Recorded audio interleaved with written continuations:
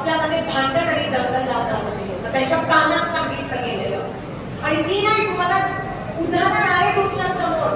पोलिंगच्या दिवशी काय झालं, वोटिंगच्या दिवशी काय झालं, काय म्हणाले ती लोक. शेवटी सीपीने त्याला सांगितलं जा बाहेर, कारण का नाहीतर मला उमेदवारावर FIR लॉन्च करावं लागेल.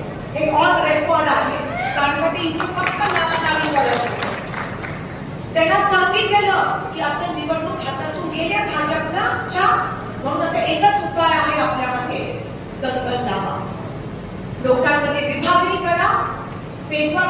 देवेंद्र फडणवीस जी आणि त्यांची सगळी पिल्लावर आपल्या सोलापुरात आलेली सांगितलेलं दंगली लावामध्ये दंगल लावणार होते 2 दिवस आधी सोलापुरात. लाज वाटायला पाहिजे. रक्तावर राजकारण करतात लोक. आज मी ठरवले का नाही बोलणार.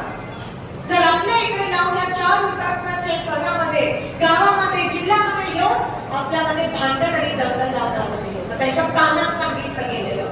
आणि ती नाही, तुम्हाला उदाहरण आहे तुमच्या समोर. पोलिंगच्या दिवशी काय झालं, वोटिंगच्या दिवशी काय झालं, काय म्हणाले ती लोक.